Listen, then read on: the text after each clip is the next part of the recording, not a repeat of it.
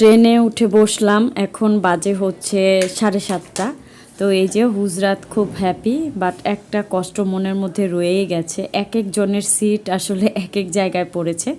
তো আমাদের এখানে দুটো সিট ছিল না, আরেকজন ছেলে ছিল। তো আমাদের দেখে বলতেছে, আচ্ছা আপনারা একসাথে বসেন, আমি অন্য জায়গায় চলে যাই। তো এই যে এখন হচ্ছে একটুখানি আমরা জেগে থাকবো, বাকি পথ ঘুমিয়ে ঘুমিয়ে পরে আস্তে ধীরে ঢাকা চলে আসবো। সবাই দোয়া করবেন। আর ট্রেনে চড়তে কিন্তু ভীষণ মজা।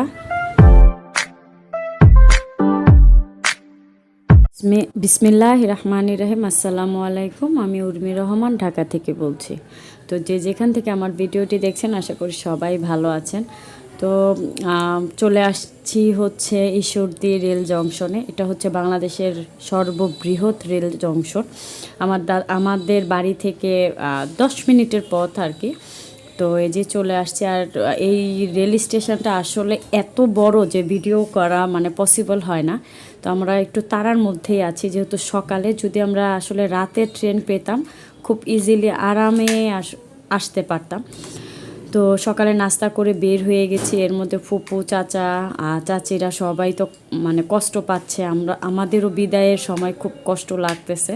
এটা হচ্ছে আরেকটা ট্রেন, এটা যাবার পর আমাদের ট্রেনটা বেসিক্যালি আসবে হচ্ছে রাজশাহী থেকে। তো এই যে সামনে ট্রেনটা চলে গেছে। আর এত পরিষ্কার পরিচ্ছন্ন স্টেশন আসলে আমার চোখে আর পড়েনি। খুব বড় স্টেশন, অনেক বড়। তো আমাদের সাইড থেকে যেটা ইজি হয়, আমরা ওই দিক থেকে এসেছি, বাট ওভার ব্রিজ দিয়ে ওই সাইড দিয়ে আসতে হয়। তো আমার চাচাও এসেছে, কারণ হচ্ছে আমার চাচা এখানে জব করতো, আমার ফুপা জব করতো, তো সবাই পরিচিত। তো চাচা কলা কিনতে গিয়েছে। এই যে আমাদের ট্রেন চলে আসবে, আমরা উঠে বসে গিয়েছি। তারপর হচ্ছে মানে ঈদের সিজন, তো ট্রেনের টিকিট আসলে একসাথে পাওয়া যায়নি। যেটা ভেবে আমরা ট্রেনের টিকিট কেটেছিলাম যে সবাই একসাথে ফ্যামিলিভাবে আসব, সেটা বিন্দু মাত্র আসলে আমাদের আশাটা পূরণ হয়নি।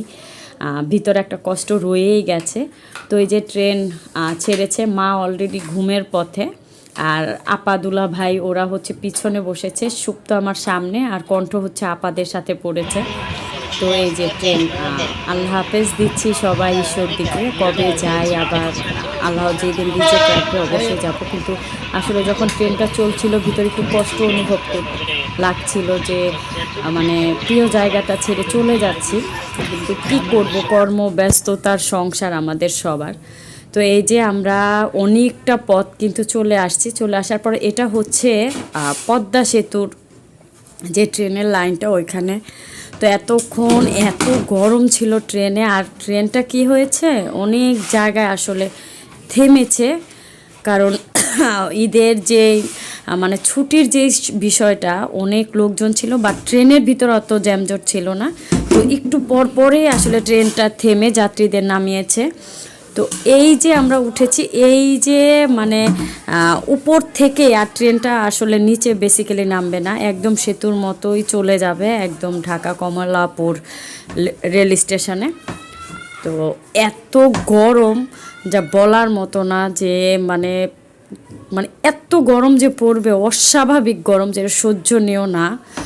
আর আমরাও পদ্মা সেতুটা দেখে নিলাম বিনা পয়সাতে, খুব ভালোই লাগলো। আর এই জায়গায় আসার পর মনে হচ্ছে যে না, একটু বাতাস, নদীর যে একটা বাতাস আছে, একটু শান্তি লাগছে মনের ভিতরে, খুব সুন্দর লাগছে। ছোটোকালে তো ফেরি দিয়ে চলাফেরা করতাম, 3.5 ঘন্টার মতো লেগে যেত যমুনা নদী দিয়ে।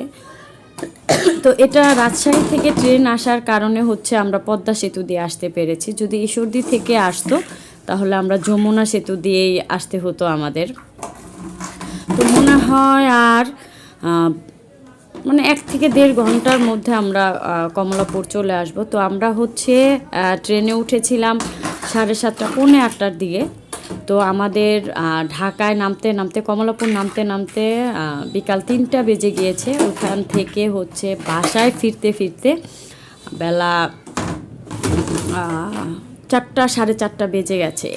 এমন অবস্থা, কারণ যেই ওভারে আমরা উঠেছিলাম সেই ওভারটা আবার সার্জেন্ট ধরেছে, খুব অবস্থা খারাপ করে দিয়েছে। আসলে ওইখানে আধা ঘন্টা ব্যয় হয়ে গেছে আমাদের।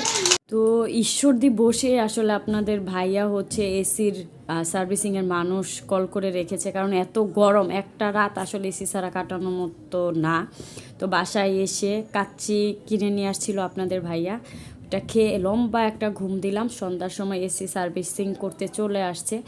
তারপর হচ্ছে এগুলো পরিষ্কার করে মানে শরীর মনে হচ্ছে যে আজকে মানে আর চলার মতোই নাই, এমন অবস্থা। এর মধ্যে এসি সার্ভিসিং করলে তো অবস্থা খারাপ হয়ে যায়। তো এখন বাজে হচ্ছে রাত্রে 8:30। এসি সার্ভিসিং করে চলে গিয়েছে, আমি এগুলো হচ্ছে পরিষ্কার করে নেব। আজকে রাতে আর ওইভাবে কিছু রান্না করব না, যা টুকিটাকি করে খেয়ে ফেলবো, কারণ দুপুরে যে কাচ্চি এনেছিল সেটাও রয়ে গেছে, সেটা হয়ে যাবে কন্ট্রোল।